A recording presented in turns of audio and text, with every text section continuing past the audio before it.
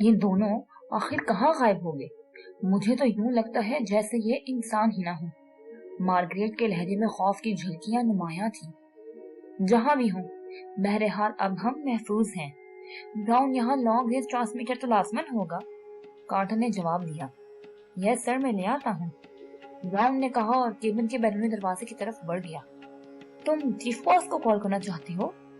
Margaret نے چونکتے ہوئے کہا۔ ہاں، کیوں؟ کارٹر نے مارگریٹ کے لہجے پر چونکتے ہوئے پوچھا۔ اوہ، یہاں اجنبی افراد ہیں، ان کے سامنے؟ مارگریٹ نے جھجک کر کہا۔ ٹھیک ہے، اچھا ہوا تم نے یاد دلا دیا۔ واقعی اجنبی افراد کے سامنے ایسا نہیں ہونا چاہیے۔ وہاں تو خیر صرف براؤن تھا اور وہ ریڈ ایجنسی سے متعلق ہے، اور ویسے بھی اب ضرورت نہیں رہی۔ میں خود وہاں پہنچ کر تفصیلی رپورٹ دے دوں گا، کارٹر نے فوراً سر ہلاتے ہوئے کہا۔ اسی لمحے براؤن ایک آدمی سمیت اندر داخل ہوا۔ اس آدمی نے لانگ رینج ٹرانسمیٹر اٹھایا ہوا تھا۔ میں نے ارادہ بدل دیا ہے، رہنے دو۔ تم بتاؤ، ان دو آدمیوں کی لاشیں ملی؟ کارٹر نے کہا۔ گنیش کو معلوم ہوگا، میں ابھی ادھر گیا نہیں، براؤن نے سر ہلاتے ہوئے کہا۔ آؤ میں خود دیکھتا ہوں، مجھے ان دونوں کی طرف سے پریشانی ہے اور جب تک ان کی لاشیں نہ مل جائیں مجھے اطمینان نہ ہوگا، کارٹر نے کہا۔ ٹھیک ہے، آئیے، براؤن نے کہا۔ مارگریٹ، تم یہیں رہو، ان دونوں کا خیال رکھنا، کارٹر نے مارگریٹ سے مخاطب ہو کر کہا۔ ان کی حالت بہت خراب ہے، میرا خیال ہے ان کو اپنی رسیوں سے آزاد کر کے کچھ کھلا پلا دینا چاہیے، ایسا نہ ہو کہ یہ راستے میں ہی مر جائیں۔ مارگریٹ نے فرش پر اونھے منہ پڑے ہوئے ڈاکٹر رشید اور اس کی بیٹی رضیہ کی طرف دیکھتے ہوئے کہا۔ او ہاں، اس بھاگ دوڑ میں مجھے خیال ہی نہیں آیا، کارٹر نے سر ہلاتے ہوئے کہا۔ ویسے بھی یہ اب کہیں نہیں جا سکتے، آپ انہیں رسیوں سے آزاد کر دیں، میں ان کے کھانے پینے کے لیے کچھ بھجواتا ہوں، براؤن نے کہا، اور پھر وہ کارٹر دروازے کی طرف مڑ گئے جبکہ مارگریٹ ڈاکٹر رشید اور رضیہ کی طرف بڑھ گئی۔ ٹرانسمیٹر لے کر آنے والا آدمی بھی براؤن اور کارٹر کے پیچھے چلا گیا اور اب اس کیبن میں مارگریٹ اکیلی ڈاکٹر رشید اور اس کی بیٹی رضیہ کے ساتھ رہ گئی۔ عمران اور صفدر سمندر کے اندر تیرتے ہوئے تیزی سے جزیرے کی اس سمت کو آئے جو کھاڑی سے عقبی سمت تھی۔ اس طرف کوئی آدمی یا لانچ موجود نہ تھی، اس لیے وہ دونوں ہی سمندر سے نکل کر چٹانوں پر چڑھ آئے۔ اوپر جزیرے میں تو خاصی افراد ہوں گے، صفدر نے کہا۔ ہاں، لازمی بات ہے، لیکن مجھے ڈاکٹر رشید اور اس کی بیٹی کو بہرحال بچانا ہے۔ تم ایسا کرو کہ سائڈ پر چھپ کر اس طرف جاؤ جدھر عام لانچیں موجود ہیں، اور پھر سمندر میں اتر کر ایک لانچ کو پانی میں ہی دھکیلتے ہوئے خاموشی سے یہاں آ کر بک کر لو، میں اوپر جاتا ہوں، عمران نے کہا، اور پھر صفدر کے سر ہلانے پر وہ تیزی سے چٹانیں پھیلانگتا ہوا جزیرے کے اوپر والی سطح پر چڑھا گیا۔ یہ جزیرہ درختوں سے پر تھا۔ عمران نے اوپر پہنچ کر پہلے تو ایک چٹان کی اوٹ لے کر ارد گرد کا جائزہ لیا، لیکن اس طرف سے کوئی آدمی نظر نہ آیا تو وہ بجلی کی تیزی سے درختوں کی اوٹ لے کر آگے کی طرف دوڑنے لگا، اور پھر اسے تھوڑے ہی فاصلے پر درختوں کے درمیان بنا ہوا ایک بڑا سا کیبن نظر آیا۔ عمران اس کیبن کی عقبی سمت میں تھا۔ کیبن نظر آتے ہی وہ قدرے محتاط ہو گیا، لیکن کیبن تک پہنچنے کے باوجود اسے اس طرف کوئی آدمی نظر نہ آیا۔ کیبن کا ایک بڑا سا روشن دان عقبی سمت میں تھا جس میں سے تیز روشنی چھن چھن کر باہر آتی ہوئی دکھائی دے رہی تھی۔ اس روشن دان کی بلندی کافی تھی، لیکن اس کے ساتھ ہی ایک درخت ایسا تھا جس کی شاخ بالکل اس روشن دان کے نیچے سے گزر رہی تھی۔ عمران بندر کی طرح درخت پر چڑھ گیا، اور پھر جب اس نے کھلے روشن دان سے اندر جھانکا تو اس کے چہرے پر مسکراہٹ ابھر آئی، کیونکہ اندر ڈاکٹر رشید اور اس کی بیٹی نہ صرف موجود تھی بلکہ وہ دونوں برگر نما کوئی چیز کھا رہے تھے، اور ان کے ساتھ ایک غیر ملکی عورت کھڑی تھی۔ باقی کیبن خالی تھا۔ عمران اس عورت کو دیکھتے ہی پہچان گیا، یہ مارگریٹ تھی۔ عمران نے کوٹ کے اندرونی جیب میں ہاتھ ڈال کر ایک چھوٹا سا پسٹل نکالا۔ یہ ناک ڈاؤن پسٹل کہلاتا تھا، عام حروف میں اسے اینڈی کہتے تھے۔ اس میں بے ہوش کر دینے والی گیس بھری جاتی تھی۔ عمران نے یہ پسٹل ہیلی کاپٹر کے گلو باکس سے نکالا تھا۔ یہ پسٹل ویسے تو بڑی بڑی مچھلیوں کو بے ہوش کر دینے کے لیے بنایا گیا تھا، اور اس مقصد کے لیے کوسٹ گارڈز کو دیا جاتا تھا، کیونکہ یہ واٹر پروف تھا اور اس کی مدد سے سمندر کے اندر کسی بھی خوفناک سے خوفناک مچھلی کو عارضی طور پر بے ہوش کیا جا سکتا تھا۔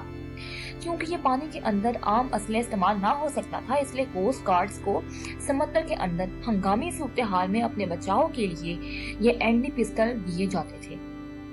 इमरान ने एंटी पिस्टल की नॉल रोशनदान से लगाई और ट्रैगर दबा दिया।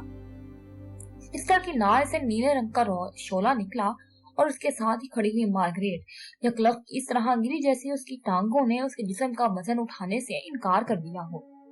मार्गरेट को इस तरह गिरते देखते डॉक्टर रशीद और रजिया बुरी तरह चौंक पड़े। डॉक्टर रशीद, मैं अली इमरान बोल रहा हूँ, जल्दी से दरवाजे से बाहर निकलकर केबिन के अगली सिमत में आ जाएं, जल्दी करें। इमरान ने रोशनदान के साथ मुंह लगाकर तेज लहजे में कहा और डॉक्टर रशीद और उसकी बेटी ने चौंक कर रोशनदान की तरफ देखा। देर ना करो, कोई आ जाएगा, जल्दी प्लीज, इमरान ने दोबारा तेज लहजे में कहा और डॉक्टर रशीद ने अपनी बेटी का हाथ पकड़ा और वह दोनों बिजली की तेजी से दौड़ते हुए दरवाजे की तरफ बढ़ गए।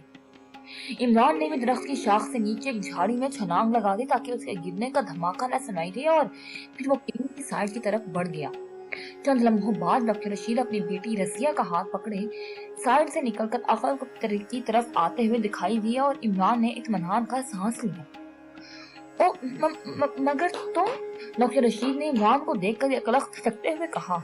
उनके चेहरे पर शदीद खौफ के आसार उभर आए थे और इमरान समझ गया कि वो उसके मेकअप की वजह से छटके हैं। मैं मेकअप में हूँ, जल्दी करें, इधर दौड़े वरना अभी जजीरे पर कयामत टूट पड़ेगी, इमरान ने तेज लहजे में कहा। फिर वो दरख्तों के दरमियान उस समत में दौड़ने लगा जिधर से आया था। डॉक्टर रशीद और उसकी बेटी भी उसके हमरा थी। जब इमरान उन दोनों को लिए हुए उस जगह पहुंचा जहां से वो सफदर से अलहदा होकर चला था तो उसने वहां एक लॉन्च को मौजूद पाया। अलबत्ता सफदर नजर न आया, लेकिन उनके करीब पहुंचते ही सफदर भी चट्टान की ओर से निकल आया। लॉन्च में बैठो, इमरान ने डॉक्टर रशीद और उसकी बेटी से कहा और वह दोनों लॉन्च में सवार हो गए। सफदर, तुम इन दोनों को लेकर अगली समत में जिस कदर दूर जा सकते हो चले जाओ। उस तरफ कोई आदमी मौजूद नहीं है, मैं अब कार्टर और ब्राउन का पता करता हूँ, इमरान ने सफदर से मुखातिब होकर कहा। मगर इमरान साहब, आप अकेले, सफदर ने हिचकिचाते हुए कहा। जल्दी करो वरना अगर वो लोग आ गए तो ये मारे जाएंगे और हमें इन्हें लाजमन बचाना है, इमरान ने तेज लहजे में कहा और सफदर अक्सर हिलाता हुआ लॉन्च पर चढ़ा और दूसरे लम्हे उसने इंजन स्टार्ट कर दिया। नए इंजन वाली जदीद लॉन्च के इंजन ने स्टार्ट होते वक्त जरा शोर न मचाया और दूसरे लम्हे लॉन्च तेजी से अक्वी सिमत काफिसानी हदूद में आगे बढ़ती गई। इमरान जल्दी से एक चट्टान की ओट में हो गया। वो उस वक्त तक लॉन्च को देखता रहा जब तक लॉन्च काफी दूर ना निकल गई। इसके बाद वो इत्मीनान भरे अंदाज में सर हिलाता हुआ उठकर वापस जाना ही लगा था कि उसे ऊपर जजीरे की तरफ से यकलख शोर-ओ-गुल और लोगों के दौड़ने की आवाजें सुनाई दी।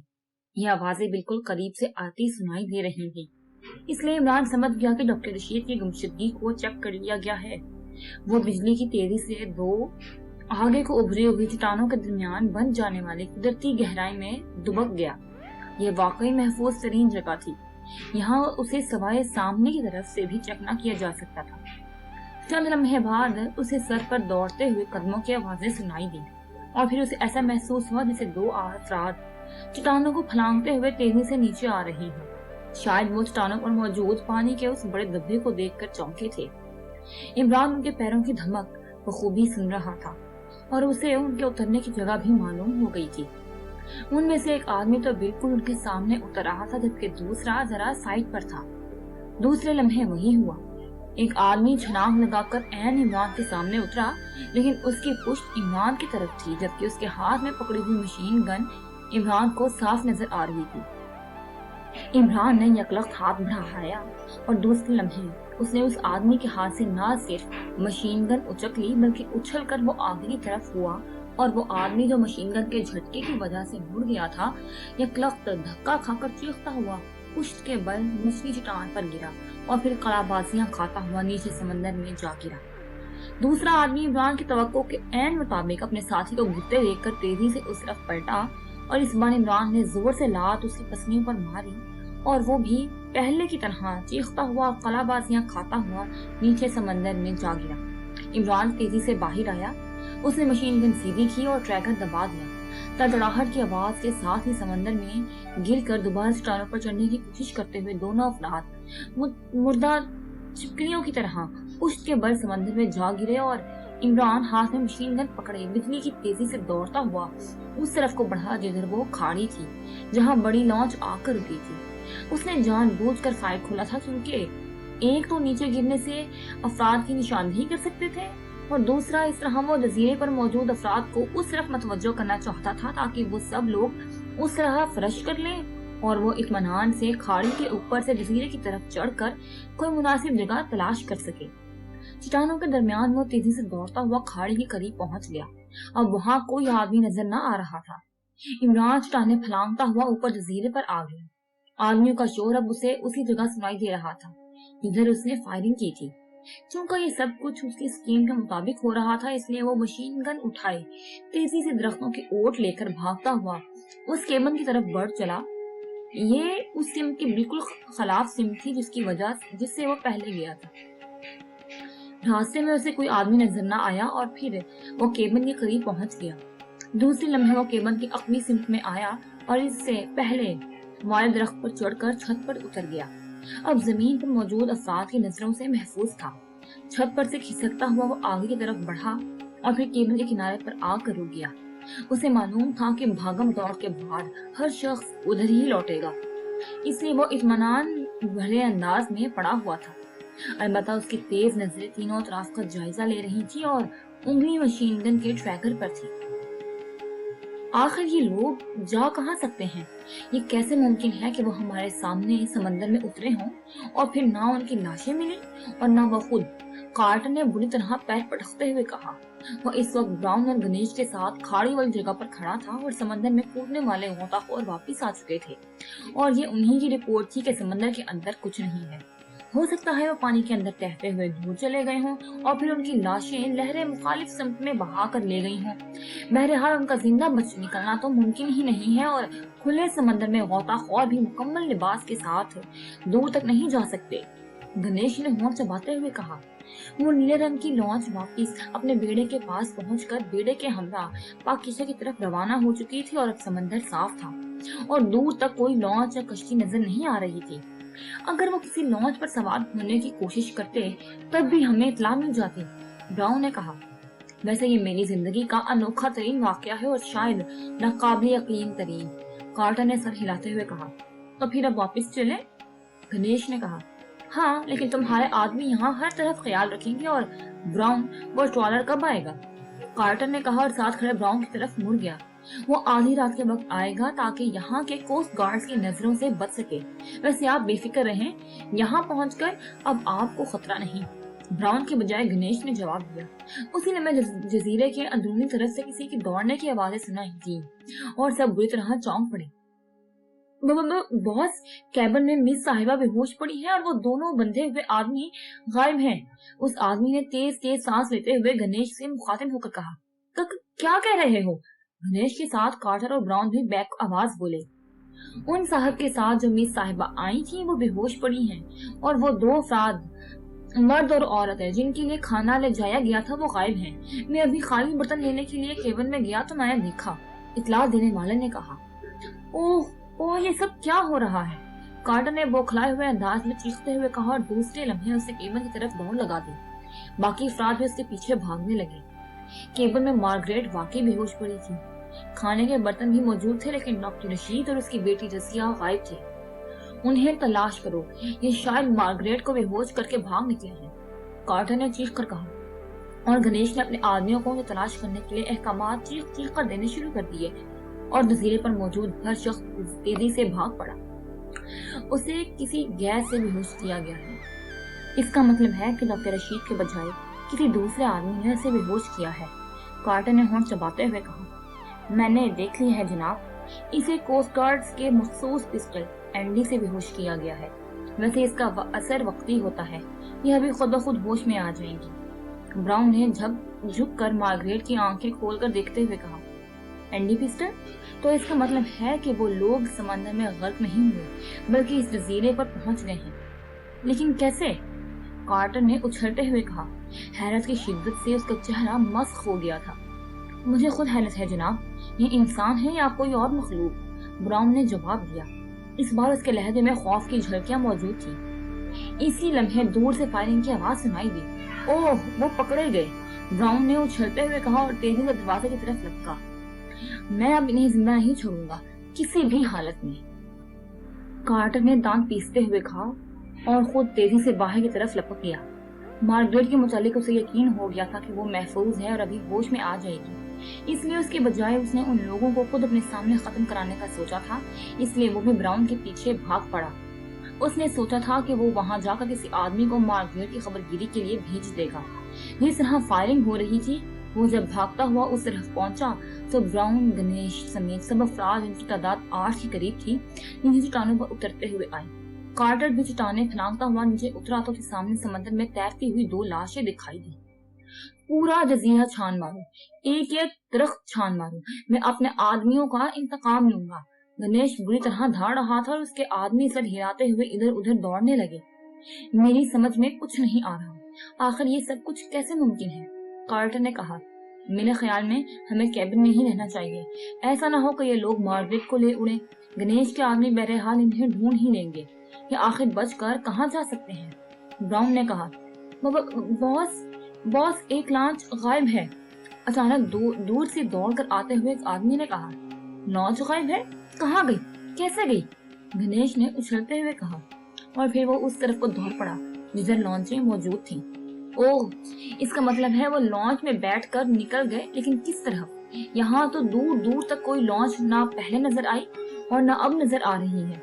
ब्राउन ने सर हिलाते हुए कहा, प्लीज ब्राउन, फौरन इस जजीरे से निकल चलो, हम लॉन्च में जा सकते हैं, ये जजीरा तो आसेब ज़दा है। कार्टर अब वाकई बुरी तरह बौखला चुका था। साहब, वो डॉक्टर उसकी बेटी तो मिल जाए। ब्राउन ने जवाब दिया, वो यकीनन निकल गए होंगे और मेरा ख्याल है वो यकीनन अकबी सिम से निकले होंगे, इसलिए हमें लॉन्च की आवाज सुनाई नहीं दी। कार्टर ने सर हिलाते हुए कहा, ओह वाकई, लेकिन वो कहाँ जा सकते हैं सर, हम उन्हें बहरहाल पकड़ लेंगे। ब्राउन ने कहा, वो अब भी हैरत के झटकों से निकल आया था। गणेश चूंकि अपने आदमियों के साथ चला गया था, इसलिए वो वापस केबन की तरफ बढ़ने लगे, लेकिन अभी वो चट्टानों के को ही फलांग रहे थे कि ऊपर जजीरों से मशीन गनों की रेड की आवाज सुनाई दी, और इस बार ऐसा महसूस हो रहा था जैसे 2 पार्टियां आपस में टकरा गई हों। ओह, मुकाबला हो रहा है, कार्टर ने कहा और वहीं रुक गया।